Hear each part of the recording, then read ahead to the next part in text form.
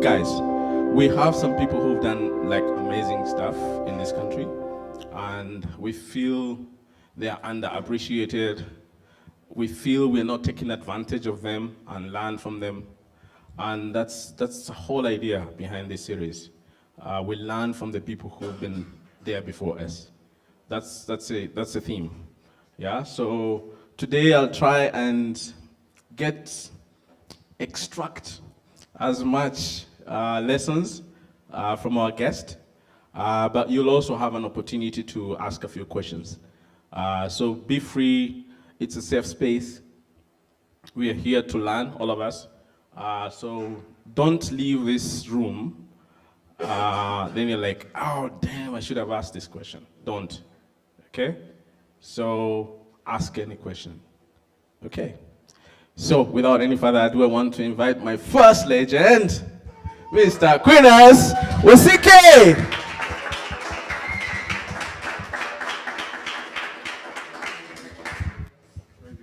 Karibu.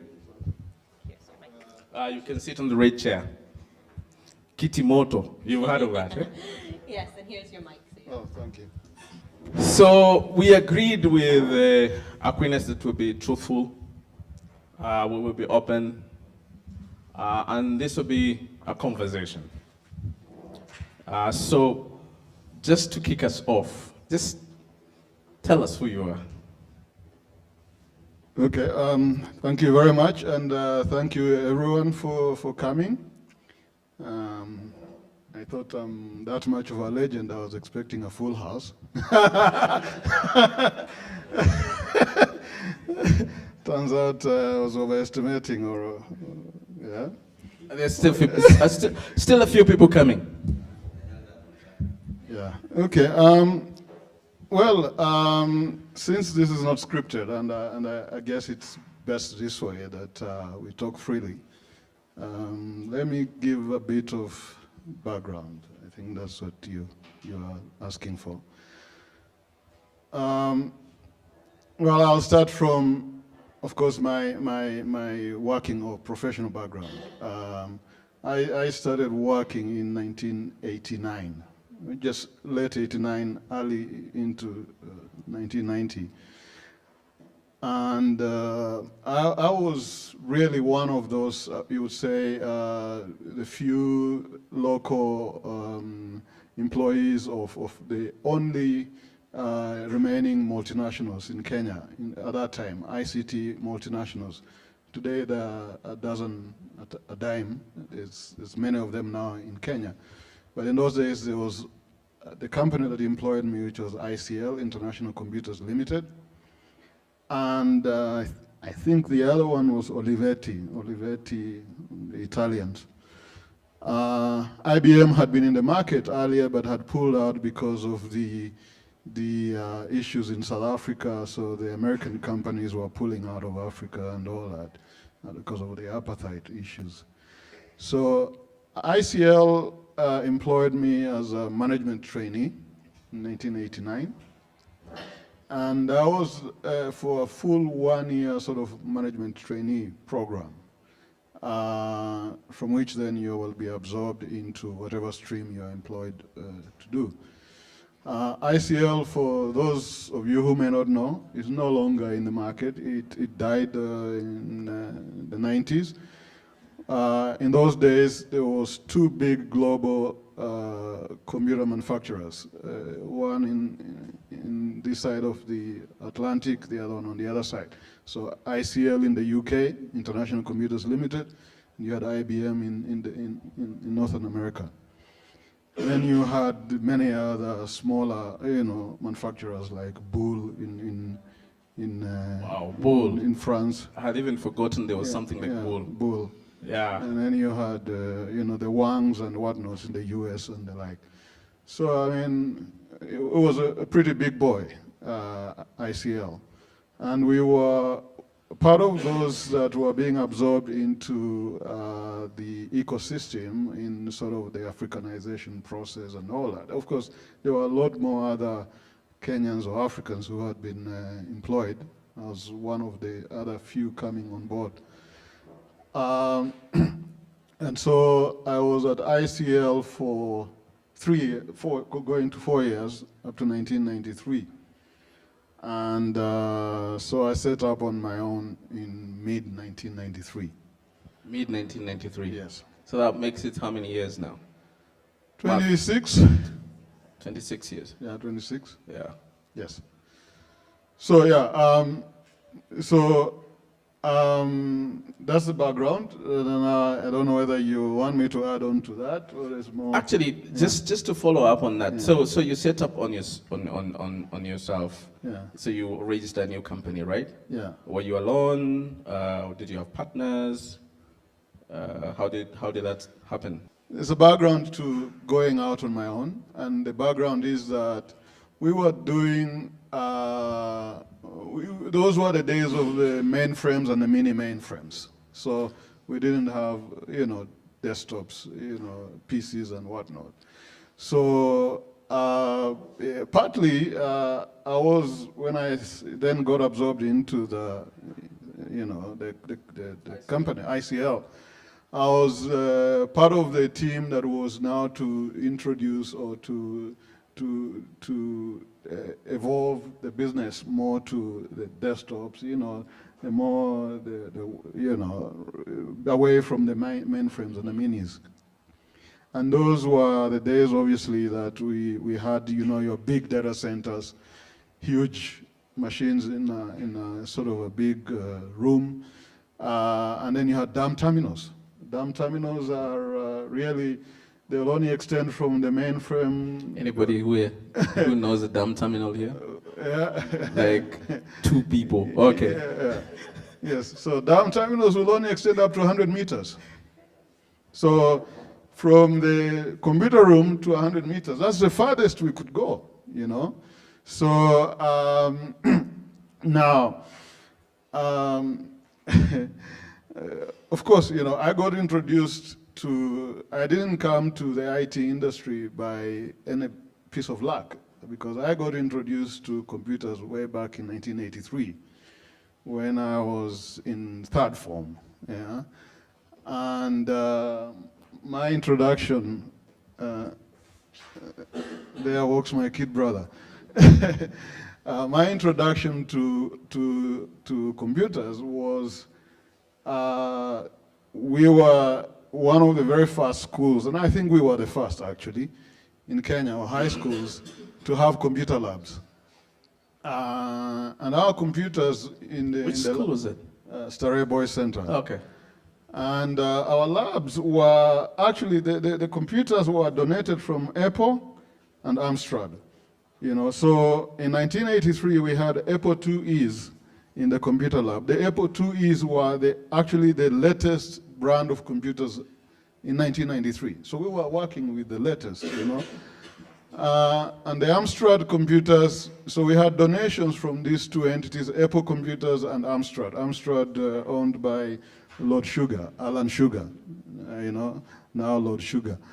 And I started programming. I was programming in BASIC and machine programming in high school. So we had, you can imagine that at that time, the memory of a computer was 64 kilobytes. 64 kilobytes today is a file, Yeah, and we had the floppy disks, the 5¼ inch floppy disks. Now, I guess a lot of you have experienced this or not, I don't know. Yeah. So by the time I was leaving high school, I was pretty clued up. I was a programmer.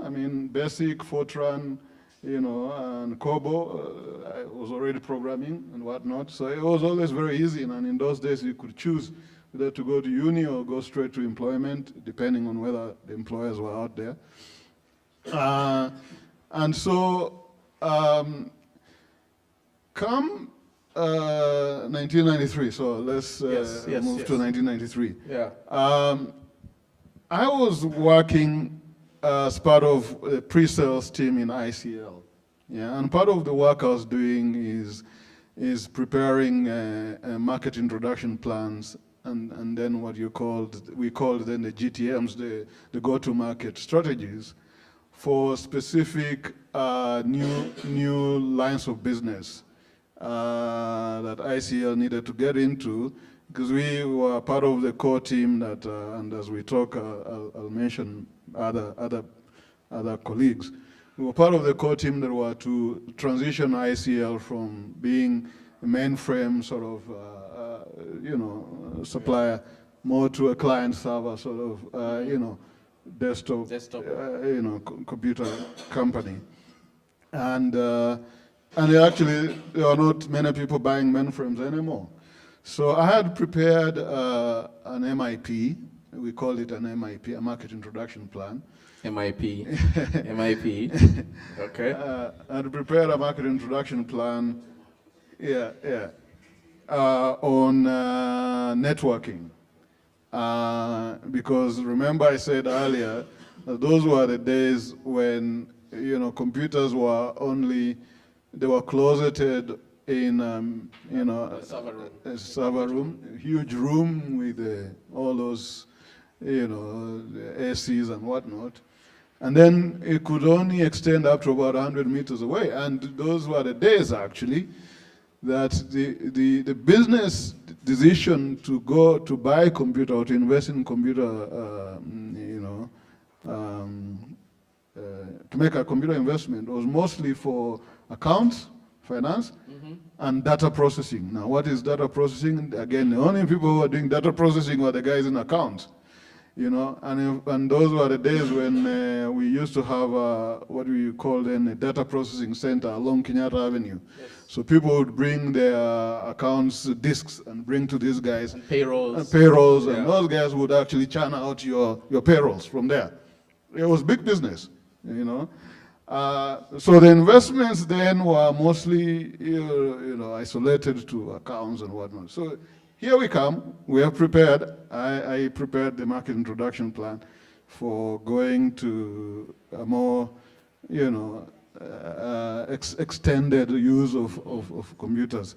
And basically, I was talking about networks, local area networks, networking, and extending the use of the computer beyond just the finance people and whatnot.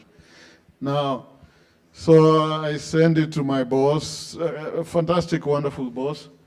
And then we sent it to, we had a team, we were a matrix organization. So for this kind of plan, we sent it to a team seated out in Egypt, colleagues in Egypt, ICL Egypt. So we're here waiting for an answer, etc. I thought I had done a fantastic job, Yeah. I felt quite bullish about the market introduction plan I had prepared. So we're sitting, waiting, a month, 2 months, 3 months down, etc. So, I'm getting a bit... anxious. Not anxious, but I would say... What's going on? Impatient. So I go to my boss, I ask him, Dash, it was called Dawood Shah. Dash, what's going on, sir? So he says to me, Aquinas, this is a big organization. It's a bureaucracy. This is like you're tickling an elephant. It takes long for it to feel your tickle. Yeah. So and he laughs at it. It was delivered very nicely. He had looked at the plan. No, he loved it. Kenya, we were we were ready. We were waiting for Egypt. In fact, prior to that, we had already started selling PCs, desktop PCs in the market. But now we wanted to go further. We wanted to do networking. Yeah, so we had prepared a market introduction plan for networking. Kenya, we were very clear. We wanted to proceed, so we were waiting for Egypt to give us the okay, yes, we can proceed. Now, imagine then was the days when we even the networking in the computer rooms was thick Ethernet cables. These were very thick cables, heavy, thick cables, and we used to call them Ozilan cables. If any of you here... Only Bobby will know. Yeah. The point is, they could not, you could, with thick Ethernet cables, you could not go beyond, I think it was 60 meters. Then you extended beyond the 60 meters with With a some repeater. repeaters and whatnot. Yeah. Yeah, so those were the days. So my boss says, you know, this is gonna be tough. We don't know what answer we'll get. So, you know, let's keep patient. And so along the same time, I meet an old school friend who actually we did not, he left school by the time I was joining, so he was a senior of mine. But the reason I knew him is because his father was a co-founder of Staré. So he was on compound, so we had known each other. And his younger brother was actually still, you know, was the one I knew, I met when I joined Staré. So I met him. We used to like going to a place called the Porterhouse. I don't know who knows the Porterhouse here. Andrew, you know, the Porterhouse was a nice meeting point. It was a very nice place. Just KCS building. I think it was the KCS building opposite the International Lifehouse. So I meet David, and David tells me, you know, I'm thinking to do some stuff out in the market. You know, so come to think of it, I'm also thinking, you know. And this is around the same time, just after my boss had indicated that we are going to have to wait for quite a while. Yeah. You know, so I get curious, you know, I ask David, what are you thinking? David that time was working with Citibank. He was in charge of their electronic banking things, you know. He says, look, I'm thinking of networking and all this, you know, all this you find is only an isolated use of computers, etc., and, you know. And I say, what? You are thinking of networking? That's serious alignment This right is the there. stuff I'm doing, you know, Yeah. and the stuff I'm waiting on to do, you know, at ICL. So we agreed to keep talking, you know. So the keep talking thing, I didn't realize he was actually very ready and very aggressive about it. So David is the one who kept pressing me. So, and I said to him, I mean, I have actually already prepared, you know, something around this. And it looks like fantastic timing, you know. I mean, so that's why I left ICL around June. So, but we had started The discussion you know, much earlier. socializing this thing with David much earlier, you know, like, you know. Okay. So I want to pause there. Yeah. And reflect on two things. Yeah. So first is so you found your co-founder. You were totally aligned because he was thinking about the same thing that you were thinking at the same time. Yeah. Is that, would you say that is a perfect way of finding a co-founder? No, I think we were just lucky. It was a lucky strike, you know, for both of us. And by the way, we brought very different and I'll say very complementary skills to the table. And I guess that is also the thing about a co-founder or someone that you start business with. It may be that one has a particular skill and the other one has a particular strength, and you complement each other. So I would say that that's the way to find a partner is not maybe in a pub, but that could be one of the ways. But we were a perfect match, I would say. Yeah. Now, building on to that, of course, part of what we did, ramping up was I went back to ICL, and it was an odious task convincing some of my colleagues then to join us. So, you know, almost a year into, well, six months on into setting up, we were able to get Musili to join us up, to cross over as well. And thereafter, you know, one other, Joseph Kairigo from ICL, you know. And that was actually part of that whole team that was part of the transitioning of ICL from a mainframe, mini mainframe, to more of a, local area networking, type, So how, just share with us, how did you, because that must have been something very different, transitioning from employment, where there's comfort of a big salary, I suppose, with a lot of benefits, and you don't have to think about where the salary is going to come from. It's just gonna come. Into this new area of entrepreneurship. How did you manage the transition, and how was it? Yes, good question. And definitely I had a comfortable job. I mean, I guess when you're working for a multinational, and so it can be a tough decision,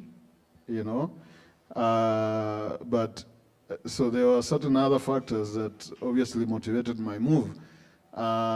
We had sort of hit the ceiling, ahead of me were my boss and many other guys, old school, and they were not living soon. Old school then. Yeah, yes, they were not living soon. So it was a ceiling, actually, so to speak. Now, if we had not, part of us growing was to align and make this new line of business in which then we were going to shoot and maybe be the champions. So that was another motivator to move and fly. The other one, of course, was that you can't, timing, as they always say, there's no perfect timing. In fact, the moment you think it's the perfect timing, the market has moved. There's no more opportunity, So for us, or for me then, it was, here is David, perfect alignment. I think you move with what you have. So some little savings, not much. We started Lantech with 60,000 bob. Wow. And we got rental space at Cannon House, and we went to one of these auction places. We bought a desk with David. He's sitting on that side, I'm sitting on this side, So we had a desk, and our place, it was a space almost this size, remained unfurnished or unpartitioned for the longest time. But the two of us had. Did you call it open space? Open space, for lack of a better word, And we were having quite a lot of fun. So let me say, I mean, we obviously maxed on our credit cards. We maxed on everything, because we had now, to keep paying our rents and our whatnots and whatever it is. And, this is around the time, and I'll say, I think I remember this, must be December 93. Is around the longest time I ate a lot of chapati and dengu. I mean, this is a guy who was always feeding on nyama and nini and all this. And this is the time I fed on a lot of chapati and dengu. Today I love chapati and dengu. And for those who don't know, dengu is green grams. Green grams. Green grams. Lentils. Yeah, lentils. Yeah, so that was staple food. Staple food. Lovely, I mean, or with rice. And we would, either eat at David's or eat at mines and all this. So, I mean, sacrifice. There's a bit of sacrifice that goes into setting up business. I was maybe privileged, so was David. We were not married, so we didn't have, you will probably have another decision to make if you have family. You have to figure out about family and all that. So yeah. Okay. So tell me, so you've aligned with David and Musili. You brought in some guys. You had already done some background work on the opportunity. Yeah. How did you know that opportunity was even there? So, I mean, as I said, I did market research. So, and I had already prepared a market introduction plan and a go-to-market strategy. So, really, So you had already mapped the opportunity. absolutely, yeah. Okay. I was privileged that I had done this while employed, so I So it was used funded someone by else. ICL. It was funded by someone else. Okay. Yeah, I mean, ICL actually later on, once we got started, became a big partner to us. Okay. And we would actually be like the partner of choice to do networks, and we would complement with ICL systems and whatnot. So, Okay. so it was very collaborative. ICL, and this also tells you that when you're leaving your previous employer, and especially if you're breaking out into business, it's good to leave on a good note. Because ICL became a very strong partner of ours, and also AT&T. Because, yeah, I forgot to mention that the only other big player in the market, international OEM, was AT&T. And AT&T were concentrating on the financial services sector, ATMs and the like. Okay. Yeah, Okay. NCR, AT&T. So tell us, what was the big vision for Lantech? So you've created this company. Yeah. What was your? I'm sure it was more than money.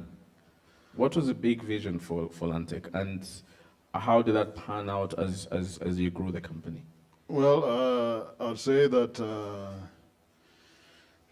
a big motivator for me specifically, because I think you tend to get selfish on some of these personal motivations, was to grow a big IT company. And I think we had also a very matched ambition with David. We wanted to be the biggest, strongest indigenous ICT company in the region, you know. Given that, you know, the bigger players in the market were all the multinationals and whatnot. So there was little chance, little opportunity by local indigenous businesses. So we had a big ambition to be that, you know. And in fact, if you look at our motto and up to today and our vision, this is the biggest ICT company in the region, you know. You know, so that was a big motivation for us. Certainly, we also wanted to offer opportunity to other young and upcoming, Kenyans, Yeah. you know, coming out of out of school. And we were getting into what I would call a new emerging area in the ICT industry, and we wanted it to be the trailblazer. Mm-hmm. Yeah, that's about it. Yeah. Okay. Yeah, and I think to some extent, I think you became really big. Yeah. So how did you manage, one, to grow that big, and two, how did you manage that growth? Yeah. Because you know, when you read business books, you're told growth kills, or growth can kill. So how did you manage that growth? We became very successful. It's very true. And we grew horns. It's okay to be that, you know. Yeah, Like it's good to Two be happy horns, with- 4 horns.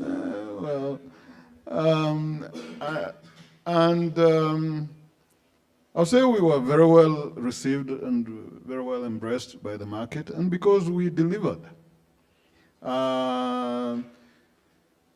Again, there has to be an addressable market for you to get into business, and for the young here who have just started or want to set up startups, the reason you're actually going into business is because there is a need for whatever solution or product you're bringing to market. Otherwise, it's a needless exercise if you're just going to market, you know, with a product which has no market, you know. Yeah. So we had perfect timing. Our solutions were ripe for the market. And I think we were on a mission because we were at this stage where, you know, we wanted to expand the usage of ICT. It was probably a very, I would say, individualistic mission. But yet, expanding that usage was tantamount, was based on there being infrastructure. So we went onto this mission of building infrastructure, you know. So because now, all of a sudden, if you want the IT usage to move beyond the data processing and the accounts department to the desktop, to the administrative guys, to even the salespeople and the whatnots, you have to extend the infrastructure to them. So basically, we had no Wi-Fi's and whatnot. So it's a physical network. So we were offering local area networks, building that infrastructure, both, you know, building infrastructure as well as metropolitan, you know, campus infrastructure. Now, the part of the whole way of getting this done is making the market aware that they need to also move with the times, and so partly there was a huge effort in educating the market, yeah, and we benefited a lot from what I would call reference selling, and the market appreciating the initial customers, you know, pitching for us.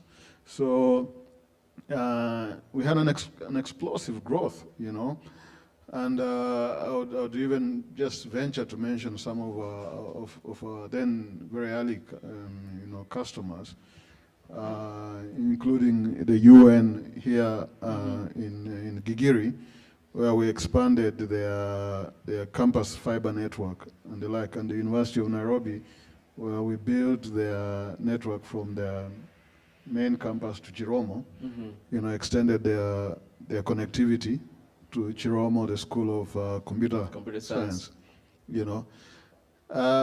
Those things look like novelties those days. Yeah, today, you know, the infrastructure is built. You know, today we are talking now about apps. But then there was no infrastructure for you to build the apps, you know. So, and the complement of that entire explosion of building infrastructure was Safaricom making the huge investment in infrastructure. Otherwise, without all that, we wouldn't be here today. We wouldn't be talking of these apps that we build today. Because the way to reach that app to you and I is the infrastructure. Correct. So, you know, without the road, there's no need to buy a car, you know? Yeah. So, yeah, I mean, so we got into a situation where, I mean, the late 90s, mid-late 90s, explosive, massive growth, you know? And also expanded to the region, Uganda, Tanzania, you know, opened offices. I think at one time you had like 7 countries. We were into 4 physical, and then we would go to Ethiopia with, you know, whenever we had work there. So we were in Kenya, Uganda, Tanzania, and Rwanda. Yeah. Yeah. So that was our market. Okay. Yeah. We had a complementary partner in Nigeria, just pretty much like us, you know. Yeah, now it's Telnet Nigeria. Okay. Yeah. Okay. Yeah. So that growth that you had captured, Yeah. then what happened? So this is part of the issue of managing growth and being able to then, you know, move to the next level. I mean, in around about 1998, 97, 98, we actually got, you know, tapped by Dimension Data, who were looking to expand to rest of Africa. You know, then they had only been in South Africa and Europe. So they tapped us, and we went into, you know, discussions about them taking a stake in our business. We actually went into very conclusive and ultimately signed for them to take a stake in our business. Once that was done, This is a bit of the growing horns business now.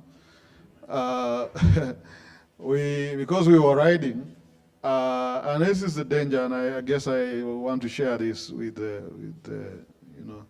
budding entrepreneurs here.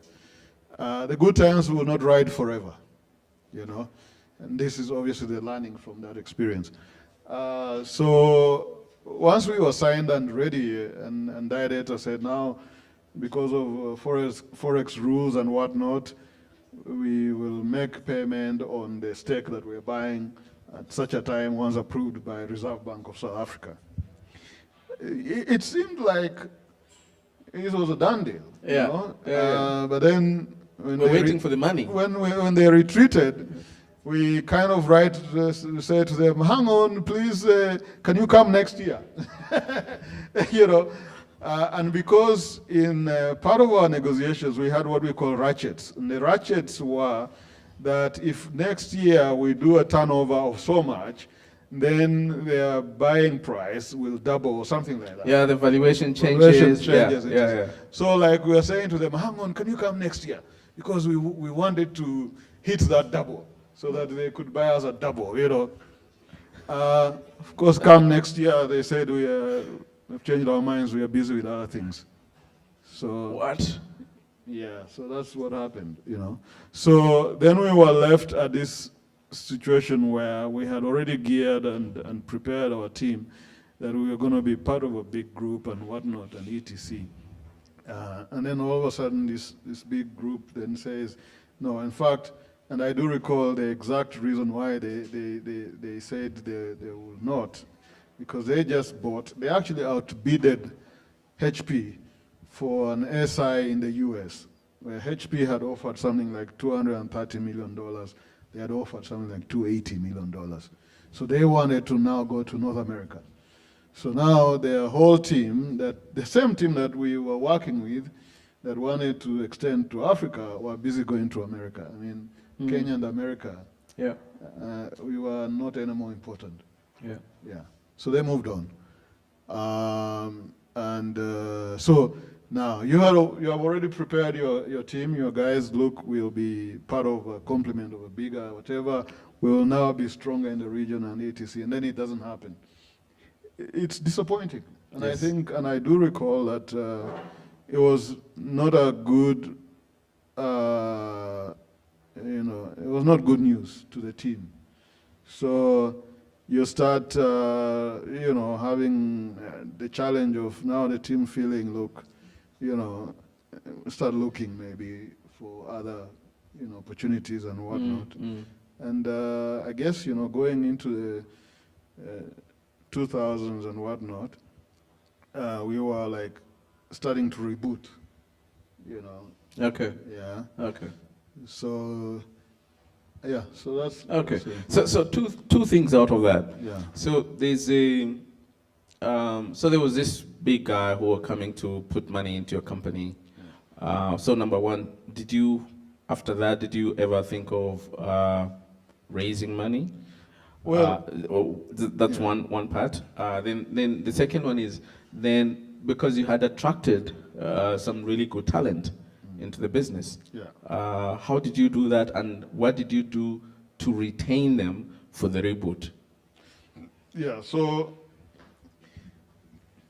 we had grown very organically and very massively, and we were good. I mean, we were managing our cost base, operational, everything. We were profitable. We were a profitable business.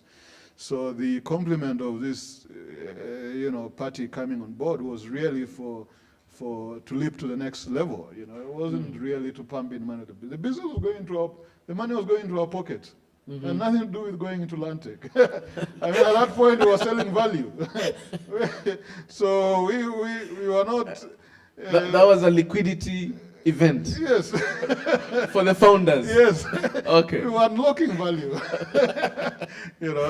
I mean, you can't be working that hard for nothing. So I agree. So of course, with the big brother, bigger, entity coming on board, there were going to be other, positives, including them looking to how do you call it, maybe even inject some additional, funds to the business for expansion and things like that. So that was going to be in itself a leapfrog and a positive, But otherwise, we were doing okay. We were managing, and we had super good talent, as you rightly say. I know you came to some of our TGIFs. Yep. Yes, here I used to like down the them. road at I used to Dennis like Street. them, by the way. Super fantastic. We all looked forward to them every Friday. So we were doing good, and I think that things were evolving and looking still positive until the industry started changing. So I guess we'll talk about that. The changing industry, and the emerging technologies and whatnot. Yeah. Okay. Yeah. Okay. So, okay, since you've brought it up now, so because you see, you came into the market, you had identified a gap within the market, an opportunity. Yeah. You trained people to attack that opportunity, and you did, and it grew. Were you disrupted? We were disrupted, and I'll talk about the disruption, but also let me say that we were always thinking about, tomorrow, and that disruption, as you put it. Mm-hmm. And so we had already started looking at the new emerging businesses and whatnot. I mean, after building the infrastructure, we could not be building infrastructure forever. So we also were looking what next, So in 1996, 97, actually, around the same time, we started a business consulting practice and basically business systems. And this is where you came most of the time for the TGIF down here in Dennis Street. Mm-hmm. So we started Peak Consulting, and Peak Consulting was to focus specifically on business systems, ERP systems and the like. And part of our looking around and whatnot, we wanted to focus, and to that we were only focusing, we were never touching government. Mm-hmm. We were actually working mostly with private sector, and for good reason, because they were the ones that would motivate the changing thinking that we were talking of. In fact, a good example, and I'll share this, was CBA, and CBA was one of our biggest reference sites. At CBA, we went in and we were talking to them about being a branchless bank, banking with a bank rather than banking with a branch. Now you can imagine that those were the days that if you had an account with CBA or any bank, you could not withdraw money from any other branch except the branch you opened with. Yeah. So because they didn't have online systems that were, talking to each other, So we go to CBA and tell them, look, we would like to give you a branchless bank, banking with a bank, solution. So basically we want to give you a wide area network, a frame relay network, which will allow you to connect all your branches. So your customers all of a sudden, this for you is a paradigm shift.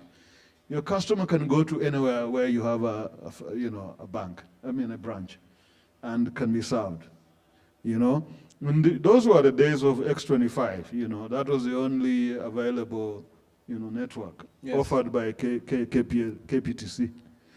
And X25 was... KPTC is now Telcom. Yeah, Telcom Kenya. Yes, exactly. Now, that was laboriously slow. I mean, look, it was a store and forward sort of service. And then we said to CBA, look, no, we'll build on top of the X25 network, but we'll give you a real-time service. They said it can't be done. And who was saying it can't be done? It was PwC, who are their auditors and who are their so-called advisors. Yeah? They said, no, it can't be done. It won't work. I mean, it was a massive thing we were presenting to the board of CBA, And here are these young fellas who are promising us, branchless banking. You know, and no, those were not the days of PowerPoint. Those were the days of bromides, if you know bromides. Yeah? Show of hands. Who knows bromides? Who knows bromides? Okay. So you do your presentations on those Slides. The luminous slides, and you put them on a thing, and it projects on the screen. yeah. Yeah, you know. So we've done our presentations. I can tell you we were humming like hell, you know. And PwC are saying no, it can't work. So we told CBA, let's do a POC, but try to buy. Try and buy. We were so sure of our thing. We were so confident. And we said to them, we'll do a try to buy. So, but we'll have to check with the equipment supplier if they will allow us to ship in equipment. If it works, you buy. You buy it. If it doesn't work, they must allow us to ship it back because we don't have this money to pay them. Correct. And let me tell you, there was two people in that board. John Doherty, who had just moved from Standard Chartered Bank as the MD and then moved to CBA, and Isaac Awondo, who had also moved from Standard Chartered Bank. He was the FD at CBA now. And one of the board members who was the Kenyatta family sort of rep, I forget his name, yeah. There was Armitage. Those three stood on our side. They said, well, we lose nothing. These guys are saying they can do this thing. You know, let's give them the try and buy thing. Yeah? Now, the next, of course, now we were making this promise. We haven't yet convinced 3Com. It was 3Com. So we go out, and now the task with David and I is to convince 3Com. How do we get these machines here? So we said we'll only do two sites. If it doesn't work. Yeah, and to return it if it doesn't work. So we go, try and buy, yeah. We try to buy, yeah. So we go and, I think that it was not a strike of luck. I think we were just very well organized, really, I must say. We make the appeal to 3Com. The initial response obviously was to say, no, you buy and whatever you do with it, whatever. But then we opened a discussion with the guy in charge of EMEA. And at that time, this is massive. These guys have not been dealing with Africa. But yes, we were a 3Com partner. We were the only guys doing networking here, you know, and doing 3Com. And this gentleman, an old Mzee, was called Michel Forget, if I recall, yes, Michel Forget. Forget is spelled, you know, forget. The French say Forget. That's why I remember very well. So Michel Forget. So Michel decides he's going to fly into Africa. I mean, who are these guys talking this kind of thing? So he flies in, and we take him to CBA. And he meets and, yes, gets assured, yes, these guys have said this thing works this way, that way, it is. He said, done, I'll give them. So we brought in these machines on what they call, you know, at the airport they call it what, trial import. Trial import, no, because you have to ship it back. And we put up the two sites. And our biggest fear actually was the network of KPTC not working, the X25 network. Well, it worked like a gem. I mean, I do recall our engineer then, Peter Mondi, saying he first saw a router when he was working at Lantech. And, you know, that's where he went to school. Peter? Peter Mondi, yeah. Yes. And he says, that's where I went to school. He's an engineer, an electrical engineer. But he liked playing music in a band. Yeah. So the two sites worked. So we had an import license for only 30 days and ship it back. So you go to CBA, want to pull this thing out. They said, no, you can't pull this thing out. Can we do the whatever, the full rollout? So we rolled out. And I think that was one of the biggest projects you guys have ever done. That was our biggest rollout. There was a breakthrough rollout, actually, let me say. The biggest wide area network in Kenya, you know, private, aside from KPTC network. And, you know, So we had that up and going, you know.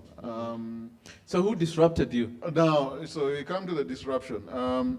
We then did the business systems. I was talking about peak consulting.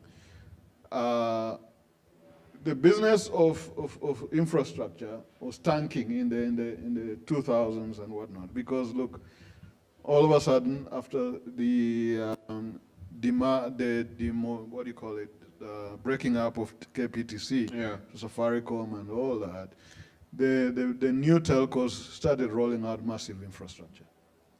Yeah, that was one.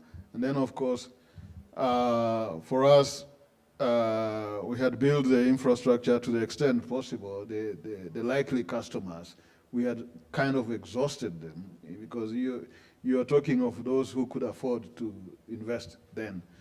And so the disruption was actually the industry itself now looking to the next, the next was phase. we have built the roads. We now need to go. We were concentrating on the physical and transport layer. Now we need to go to the application layer of and the top three of the OSI model. We had started already, so we had peak consulting, and we did the first SAP implementation in Kenya, and we did it at Bamburi Portland Cement. SAP started their offices in our premises here in Dennis Street. And when we started off, we had 5 guys whom we sent to Germany for training, because those were the days they said make the investment. We sent them out to Germany for training to qualify, as they used to call them, basis programmers, and then implementation consultants and whatnot, etc. Now, these guys come back. 3 out of the 5 decide to get green cards. They went to America. Oh. Spend a lot of money. The guys disappear. They go to America. Those were the days actually America was dishing out green cards for SAP qualified professionals like candy, you know, just dishing them out. Chaps went. Now here you are. You've made a massive investment, and aside from it, you also had to invest in what they called a proof of concept, what do you call I forget the term, but it was really like a whatever center, an excellence, center of excellence, where customers could come for demos and things like that. Yeah. So we spend something like $250,000 plus, you know. This is in the late 90s, mid-late 90s. It was a lot of money. It's like 250 million right now. It was a lot of money. Yeah. I mean, and so we got Bamburi, we got Caltex. Those were our 2 main implementations then. And we got Nation Media. And we were talking to KPA. Lonro, yes. Lonro with what's his name? Paul Risho, the Lion. We used to call him the Lion. Paul Risho and Lonro are actually one of the other customers who bought a frame relay network from us, from I think the office at Nyanya Stadium, and I can't remember which other. So he was one of the other people who invested in a wide area network. 2 sites though, but I mean, those are the people who were supporting us, you know. And when he moved to Nation as a CIO, he bought SAP as well, Nation. Yeah. Okay, so now I'm gonna open it up to get some questions. Okay, while I'm going there, maybe I'll kick off first. If the deal went through with Dimension Data, what would you have done with the money? It's a good question, you know, but why do you want to know what I would have done with with my money? Good question. I wouldn't know. I mean, we were young then, and there's many things that we could have probably done with our money. More cars maybe and all those kind of things. But let me just say this. That was, I would say, a bit of the us growing into, leapfrogging into the next level. So we had hitherto only grown organically. And now this was, you know, growing to the next level with a complement of a big, SI player coming on board. I'll say that, IT is my first love, so maybe I would have put money back into the business or a complementary line of business and whatnot. But obviously, what the choice you make with how you spend a windfall depends on the circumstances and the timing at the time that you're I wouldn't know what I would have used that money for. What do you miss most about chasing business in Africa? And two, what are the biggest, what would you advise tech startups nowadays trying to overcome, shall we say, our racial prejudice against our own color? Trying to overcome? What I've seen is that as Kenyans, sometimes we prefer to buy foreign software. Yeah. So how, if you were operating in that space today, what would you do? Yeah. Well, today we live in a very, I'll say, a very connected world. So a system that has been deployed in the US and the system that has been deployed here, except those that are very unique to the specific market, is the same. I mean, you look, you're using WhatsApp, you're using Facebook, you're using whatnot, just like an American and whoever, So today, if you want to, we are now in the world of cloud, and the apps built around that cloud, if you didn't know, M-Pesa is a cloud application, and the ecosystem around M-Pesa, with their giving out open APIs and whatnot, is a complement of apps that connect to that ecosystem. So, and the uniqueness about M-Pesa, if I may say, and that's why maybe it has not thrived in other markets, is a unique to our market, Just like it failed in India maybe for reasons that the way it was presented in India is not the way the Indians probably, deal with money. And likewise in South Africa or Nigeria even. So they have to do a second try in those markets. So if you're building an app, so if you're a startup, as I said earlier, build solutions for your market, what the market, gap is or the needs of the market. And I guess that once then that solution has been successful in your localized environment, you can then expand it to a wider audience. Aquinas, Yes. mine is to ask you first a comment and then ask you, in all your conversation, I never had even one time talking about, we were fundraising. We are talking to this VC, we are talking to an angel investor, we are meeting at iHub. How did you drive your business without fundraise, number one? Yeah. Number two, what advice would you give to our current crop of tech entrepreneurs? The business of VCs and angel investors and, call them technology investors, etc., is a novelty in this market. It's barely maybe 10 years old, if I may say so. It wasn't there in our times, so, and for us, our business grew organically and we plowed back almost massively, almost the entire profit back in the business, etc. That is why at one time we were being said to be one of the best payers in the market. But we were simply sacrificing our profits and paying people salaries. I'm glad to have done that. I'm happy to have grown people. But I guess, coming into when the market opened up for venture investing and whatnot, was time for us to also explore that, but we didn't. And for reasons I would say that maybe we were not the right kind of business for venture investing. Now, and I think I know probably why and where you're coming with that kind of question. We're seeing today startups, started yesterday, today you're looking for investors. It doesn't work that way. You need to first sort of get the groove, get the business, really humming. And by humming, I don't mean that 10 years down the road. I mean, really have something that you can show. You can't be looking for an investor barely 1 day old.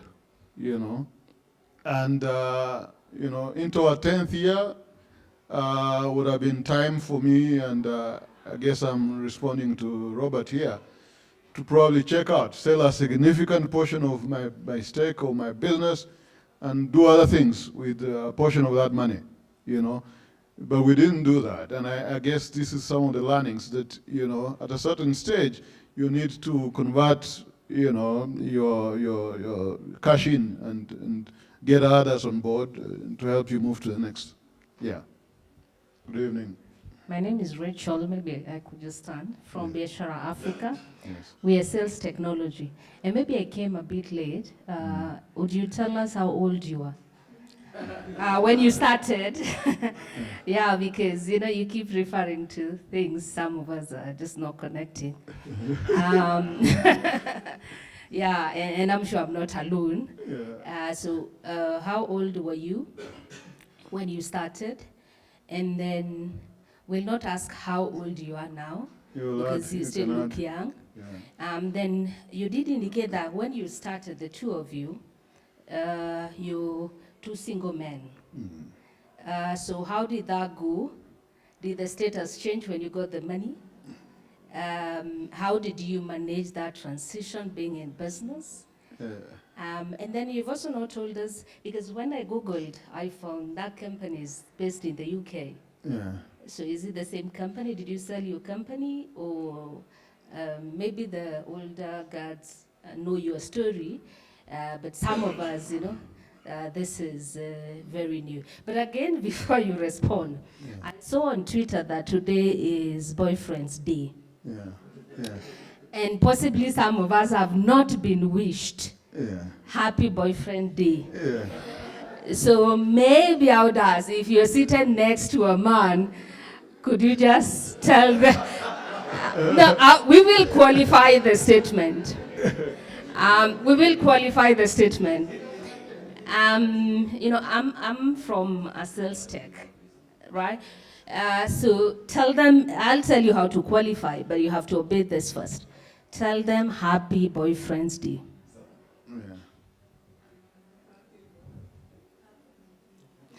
Some of us are sitting next to a fellow man. Okay, very unfortunate. But anyway, to every man here, Happy Boyfriend Day. Thank you. Yeah. And just to qualify that, that's coming from your girlfriend or your future girlfriend, in case you don't have one. But we wish you a great evening. Yeah. The ones who are married, you should keep your wife as your girlfriend forever. Yes. Yes. I mean, I started off at 26. So today I'm a 52-year-old young man. Yeah. And I would say, I mean, look, times have changed. I mean, look, today, and maybe this is in answer also to the earlier question there, the technology we used then, I mean, the highest memory you had in your computer was 128 kilobytes, I think, Robert. Today, even kids 9 months old, or before they are born, they are already experiencing computers because, their mothers are going for scans and they're wondering what's going on out there. By the time the kid is born, yeah, he's completely wired. And they are handling, our phones, they are They're carrying massive, what do you call it, storage, more than computers we had those days, you know. So times have changed. And so we're talking here a massive explosion of or growth of the market. So the opportunities are, that much wider than they were those days. What or where do you see technology in 10 years, and how do you see it impacting business models today? And which particular technology do you think will be that game changer, right? And then the second one is, I'm in fintech, and one of the challenges we have in fintech is our competition is some of the smartest people in the world.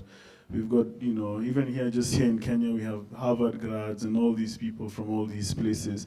But we don't have access to people like you when we are locals.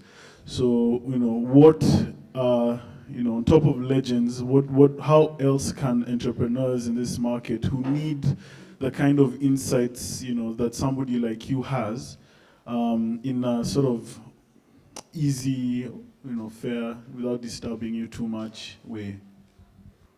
10 years, when I'm Tiso, is too long out. Lifetime.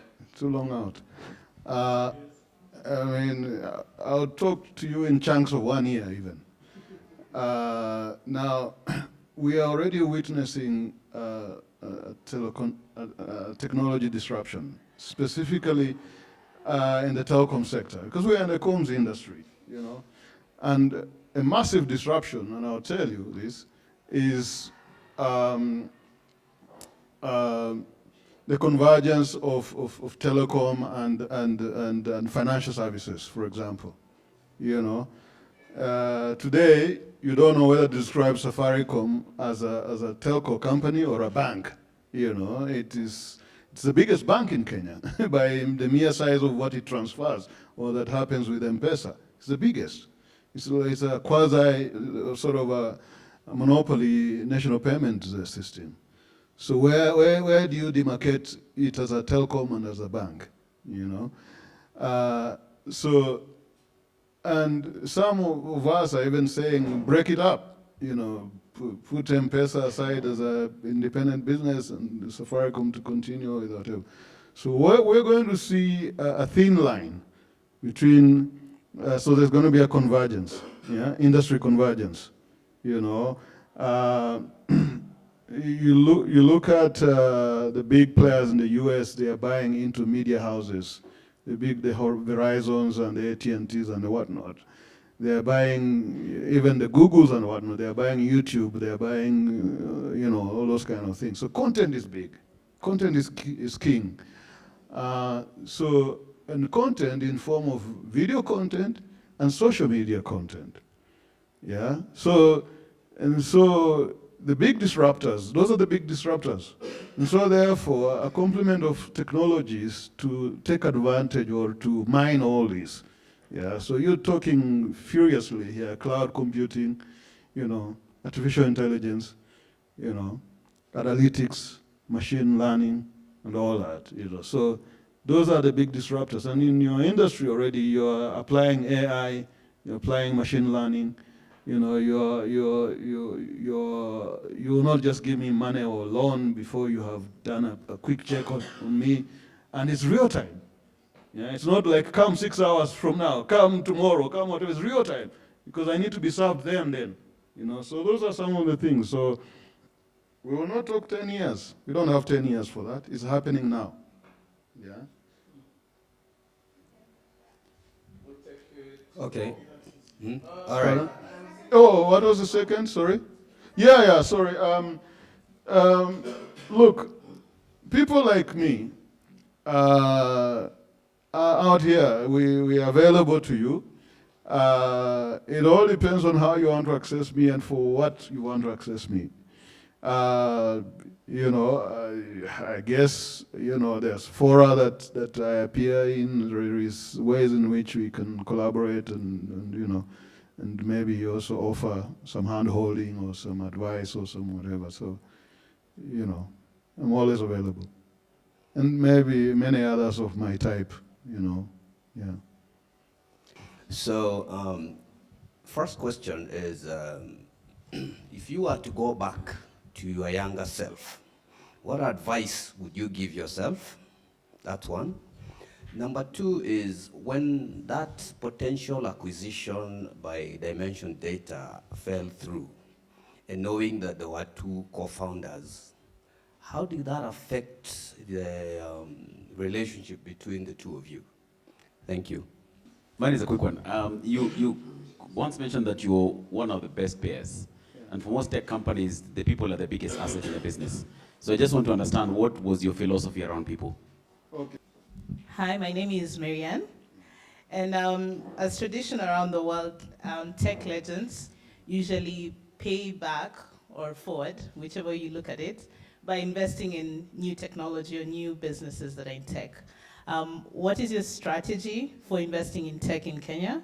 Or how do you do it, and what do you consider most? Again, I think it's a question, or it could be a veiled suggestion. Yeah. Now, when the deal didn't go through, did it cause a rift between us, etc.? No, it didn't. It was a joint decision that we hold off. And I think maybe it was probably driven by greed. So we could get this double rather than now. So we were both greedy, all of us. So, and let me just say that, we tend to say that we were three founders, but originally there was two of us. Musili joined us a year in or thereabout. So we say we were all founders, which is fine. After we didn't, get going with Dimension Data, late 90s, coming in 2000, David said he wanted to exit. And so we did a situation where we bought him out. Yeah, and David relocated to South Africa. That is now my original co-founder. So there was no fallout, it was just a very negotiated exit. Yeah.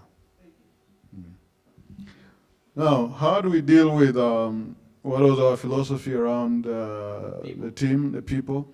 The best in the market, pay them well, ensure they're happy. Yeah, and also grow them. I mean, we had one of the best, people, development programs in the industry. And it wasn't that one of, we develop you and then there used to be something called you're locked down, you cannot leave, you're bonded and whatnot. And because we tried one or two bondings, that bonding did not work. Because the moment the guy exits, you tell the new employer that we had bonded the guy, they'll tell you, you know what, he didn't tell us. So they will not compensate you. They won't compensate you. So it was useless. Now, like the guys who went to the US, they went with almost 25K invested. Yeah. So you just depend on their goodwill also, that, they have gained all this from you. So they give you back a complimentary sort of, back to a period of, return to that investment. Yeah.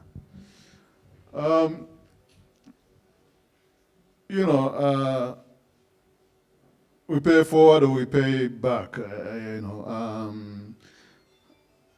you heard me earlier say that we've also diversified into other businesses. I mean, we went into business consulting, and today, actually, in fact, maybe it's a question you'll ask as you wrap up. I started sort of exiting from day-to-day running of our IT business, and I started focusing in energy business, renewable energy. For the last close to eight plus years, I've been in geothermal, renewable energy.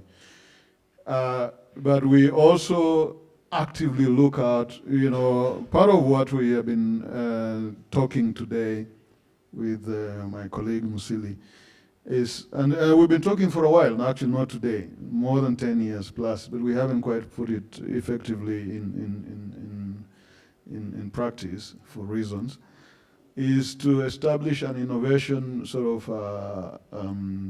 hub and sort of an innovation sort of so factory, out of which, we'll have a complement of potential startups whom we will mentor and sort of, grow and whatever products or solutions they bring out of, you're able to take to market with them, and us also being out there opening for them and advising and guiding. So yeah, it's something that is very much on our minds. Yeah. Excellent, excellent. So my very last question to you is about exits, actually. Yeah. And exits for both founders and also for businesses. So when is the best time for a founder to say, this is it? And also for businesses, I know, people are talking about getting bought out, others are looking at the stock exchange as an exit route. So what are your thoughts around that? So maybe actually the answer actually dovetails very well into what Ali asked earlier on. One of our biggest exit strategies was to exit through the stock market. And in fact, that was also part of the reason, the main, the only route, because there were no, PIs and venture investors and whatnot. Private equity, PEs and venture investors didn't exist in this market. So one of our biggest exit methods was through the stock market. Now, the stock market in Kenya was not developed, was not mature for IT type businesses, even however much we tried, up to date. The only one that did was Africa Online, and it didn't go so well, and so they even became that much more anti-IT businesses. So you're selling me hot air. And by the way, I was part of, the Nairobi Stock Exchange established a high growth and IT committee to advise on how, as a division, to advise on how to bring IT businesses to market. And I was sitting on that board. And we did make some pretty interesting advice to whatever, but we still never got to put anything out in the market. Now, exit, you always have to look at, how do you unlock your value and get something out of it and move on to your next whatever. I have overstayed in Lantech. Yeah, I wouldn't advise you to stay 26 years in one employer, even if it's my business. Yeah, there's always has to be a time that you say either, you find a new crop of people to come run that business or exit in whatever form you do it. But yeah, I mean, as I said earlier, I've been doing my exit for the last 8 years. I've been, doing energy business. And we have always said with my colleague Musili is that we find a complement of new managers to run that business, the IT business. Now, the only thing we'll do is offer them, sage advice and continue to be investors and keep them motivated. And whatever they come up with, be it new lines of business, be it new niches in the market, support them. Yeah. So my exit is already doing other things. Yeah, in as much as I'm not sold out in that business. So would you say 10 years, then look for a way out? I think that's quite the timing. 10 years, thereabouts. Yeah. Thank you very much, Aquinas. Thank you.